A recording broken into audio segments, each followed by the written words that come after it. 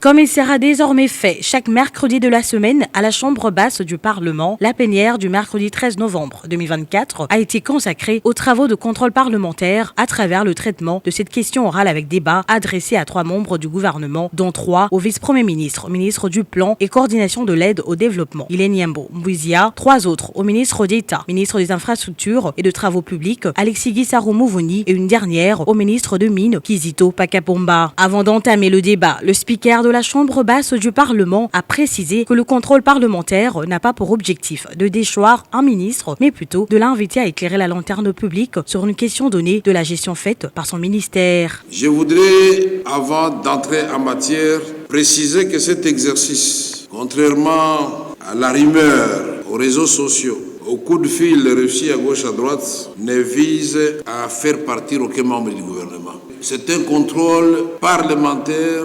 fixé à l'article 188 de notre règlement intérieur. Cet exercice, au contraire, va permettre non seulement aux députés qui ont posé des questions d'être éclairés, mais aussi aux autres membres de l'Assemblée nationale d'être pleinement informés des soucis soulevés par les députés nationaux. Face à la représentation nationale, le ministre du Plan et coordination de l'aide au développement, Hélène Yambo, venu répondre aux 3 questions orales avec débat, lui adressées par le député national Patrick Omunyomo, Andoulou Nzongo Vincent et Freddy Bondekele Iliki au sujet du taux d'exécution financière et physique du projet de développement de 145 territoires dans les zones victimes de conflits armés, cas du Massissi et dans les provinces de la Mongala et du Maïndombe. Je tiens d'abord à féliciter le président de l'Assemblée, le nôtre, avec son bureau bien sûr, pour avoir programmé nos questions orales avec débat sans complaisance. Quels sont les critères de sélection des agences d'exécution AEL en sigle? Pouvez-vous présenter les tableaux synthèse de décaissement du PDL 145 territoires selon les prévisions? Quid de l'exécution du PDL 145 territoires dans les zones victimes de conflits armés, à l'exemple des territoires de Massissi et Rutshuru? Pouvez-vous indiquer à la représentation nationale les taux d'exécution du programme de développement de 145 territoires par province et par territoire? Subsidiairement, pouvez-vous expliquer à la représentation nationale les mécanismes de mise en œuvre de ces programmes de développement de 145 territoires dans sa phase 1?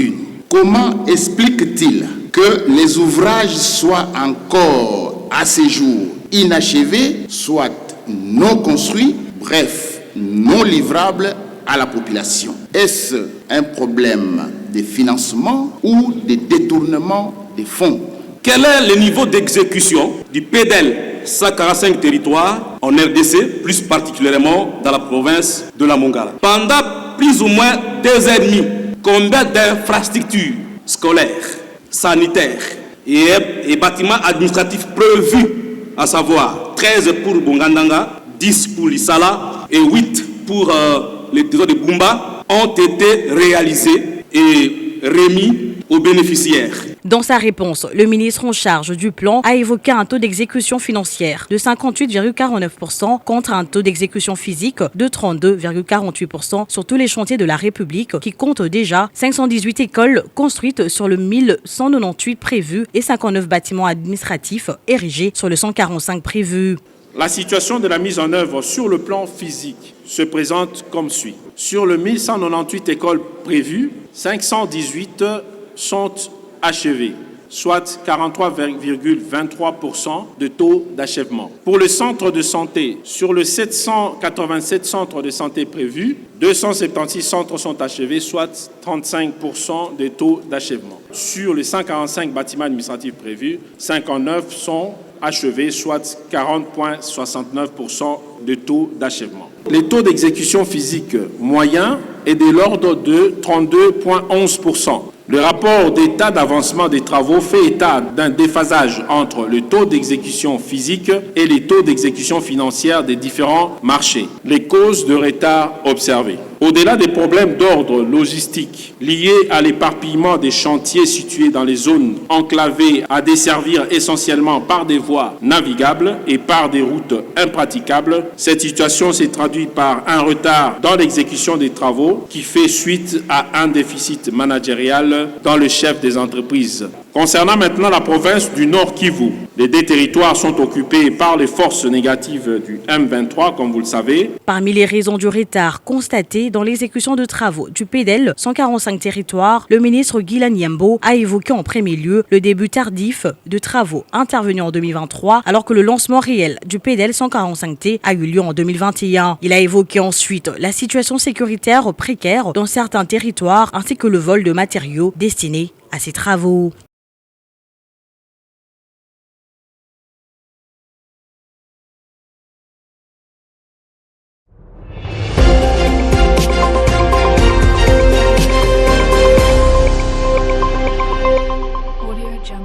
Après le VPM du plan et de l'aide au développement, le ministre d'État, ministre des Infrastructures et des Travaux publics, Alexis Guissaro Mouvouni, est venu également répondre aux questions orales avec débat lui adressées par les députés nationaux Kambale Massavouli Eli, Lutala Moutiki Trésor et Mikindo Muhima Rubens en rapport avec la problématique des infrastructures routières en RDC.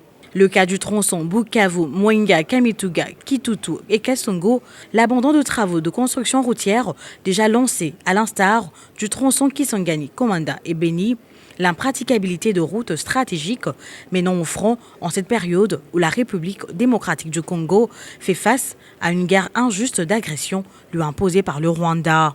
Concernant l'arrêt inattendu des travaux de construction des tronçons routiers Beni, Kasindi Beni, Beni, Butembo, et c'est au Nord Kivu. Et également Kisangani, Komanda Beni, reliant ainsi les provinces de la Chopo, de l'Ituri et du Nord Kivu. Quelles sont les clauses contractuelles du contrat signé entre le gouvernement congolais ougandais et l'entreprise d'autres services? Il est triste de réaliser que les engins de l'Office des routes chôment sur place à Walikale alors qu'il y a des routes qu'il faut construire. Pourquoi ne pas utiliser ces engins pour commencer à réhabiliter et entretenir la route Walikale-Massissi dès demain par exemple? Nous avons vu un document signé par les ministres des ITPR adressé au DG de Sicomine avec toute une liste de quelques routes à réhabiliter.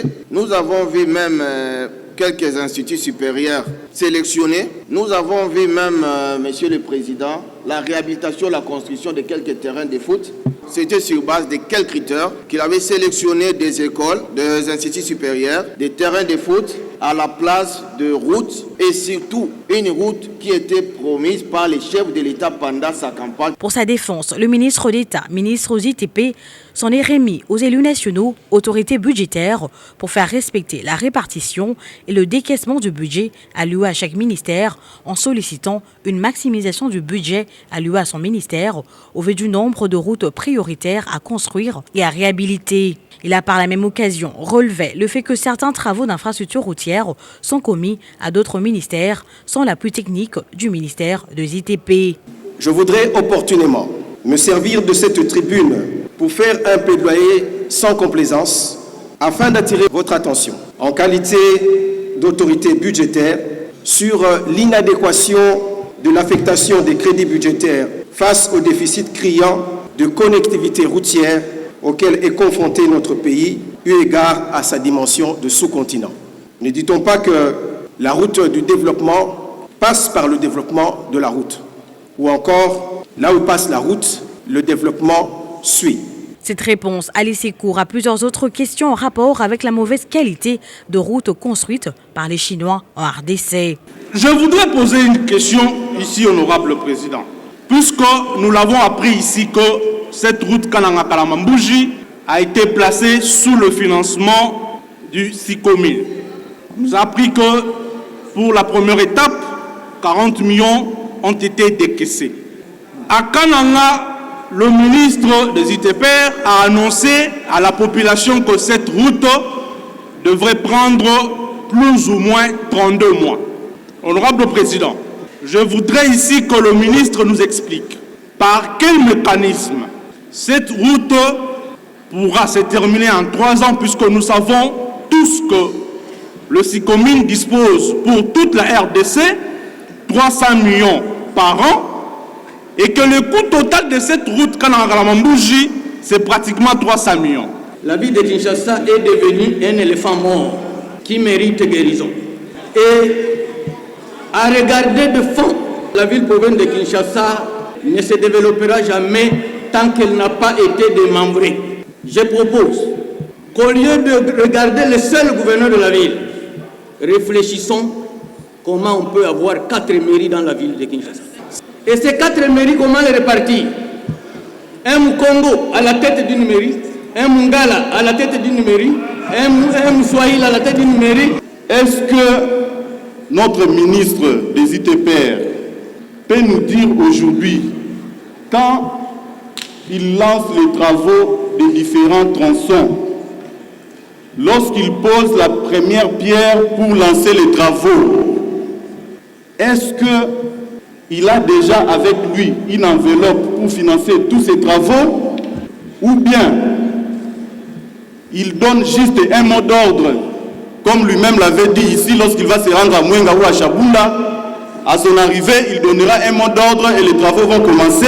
Pour finir, les élus nationaux qui n'ont pas épuisé leurs préoccupations ont fait des recommandations au ministre d'État, ministre aux ITP, afin d'améliorer son secteur.